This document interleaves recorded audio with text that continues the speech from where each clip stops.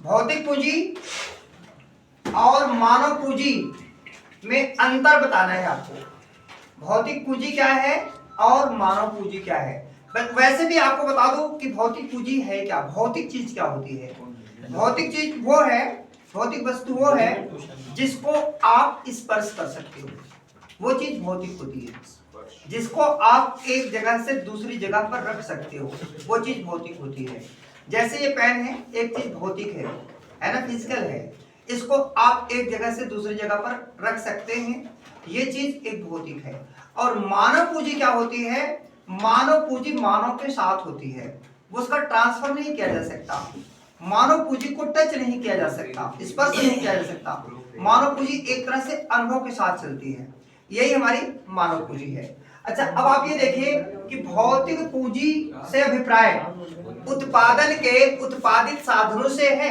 भौतिक पूंजी से अभिप्राय उत्पादन के उत्पादित साधनों से है। क्या मतलब हुआ कि भौतिक पूंजी का प्रयोग जो है हमेशा उत्पादन के लिए किया जाता है। एक तरह से भौतिक पूंजी उत्पादन का साधन है।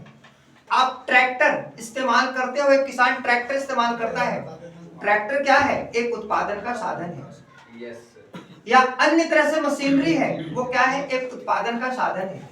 इस तरह से अंतर यह है कि भौतिक पूंजी से अभिप्राय उत्पादन के उत्पादित साधनों से होता है, लेकिन मानव पूंजी जो होती है उसका अभिप्राय जो है समय के साथ अर्जित कौशल और विशेषज्ञता से होता है।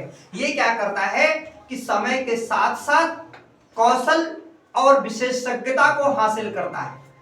कौशल माने स्किल्ड और विशेषज्ञता स्पेशलाइजेशन। तो वो अब मानव पूंजी जो है ना, तो समय के साथ अपनी कौशल और योग्यता और विशेषज्ञता को हासिल करता है। ये है इसमें डिफरेंस। अच्छा, दूसरा देखो, भौतिक पूंजी में निवेश का निर्णय प्रतिफल को देखते हुए लिया जाता है। क्या मतलब कि आप भौतिक पूंजी में निवेश तभी करोगे जब आपको ये पता लग जाए कि इस चीज से ज्यादा उत्पादन होगा और ज्यादा प्रतिफल मिलेगा, उत्पादन से हमें लाभ भी ज्यादा मिलेगा, तब आप कहीं भौतिक पूंजी पर निवेश करोगे। एक ट्रैक्टर आप कब खरीदोगे, ट्रैक्टर आप तब खरीदोगे जब आपको यह पता लगे कि ट्रैक्टर से उत्पादन करेंगे, लाभ ज्यादा लेंगे। एक मशीन पर इन्वेस्टमेंट कब करोगे, जब आपको ये पता है कि इससे उत्पादन ज्यादा होगा, इससे हमें लाभ ज्यादा होगा। इस तरह से क्या है कि ये हमेशा प्रतिफल पर डिपेंड करता है, उत्पादन और उसके लाभ पर निर्भर करता है। परंतु मानव पूंजी में निवेश का निर्णय निवेश के प्रतिफल के आधार पर नहीं लिया जा सकता। इसमें निवेश का निर्णय जो है वो कहीं प्रतिफल के आधार पर हम नहीं लेते हैं। उत्पादन और उसके लाभ के आधार पर हम निवेश का निर्णय नहीं लेते हैं। फॉर एग्जाम्पल, आज आपके ऊपर आपके जो पेरेंट्स हैं इतना बड़ी शिक्षा पर व्यय कर रहे हैं, पैसा कर रहे हैं, खर्च कर रहे हैं, तो इस बात पर उम्मीद नहीं है कि आप कहीं उत्पादन में ज्यादा योगदान दोगे। हो सकता है योगदान भी दो और हो सकता है आप योगदान भी ना दो। तो इस तरह से क्या है, यहाँ प्रतिफल की कोई संभावना के आधार पर हम निवेश नहीं करते हैं। अगली बात आती है कि भौतिक पूंजी दृश्य होती है। भौतिक पूंजी को आप देख सकते हो, जैसे मशीन है उसको आप देख सकते हो, एक ट्रैक्टर है उसको आप देख सकते हो, और भी अन्य तरह के इक्विपमेंट्स हैं, टूल्स हैं, उनको आप देख सकते हो। लेकिन जो मानव पूंजी होती है ना, ये अदृश्य होती है, ये मात्र सोची जा सकती है, इसका अनुभव किया जा सकता है। एक डॉक्टर की सेवा आप नहीं देख सकते, एक वकील की सेवा आप नहीं देख सकते, या अन्य एक टीचर की सेवा आप नहीं देख सकते।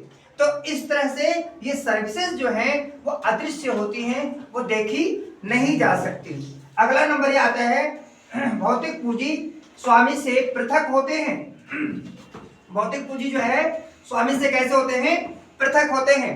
पृथक का क्या मतलब होता है, अलग। कैसे, भौतिक पूंजी के लिए एक मान लो, मैं एक एग्जांपल देता हूं, एक किसान है और एक ट्रैक्टर है। देखो, किसान व्यक्ति है, अलग हो गया, ट्रैक्टर अलग हो गया। तब दोनों को मर्ज करेंगे ना, जब दोनों को मिलाएंगे ना, तब कहीं उत्पादन प्रक्रिया में योगदान होगा। तो इनको अलग किया जा सकता है।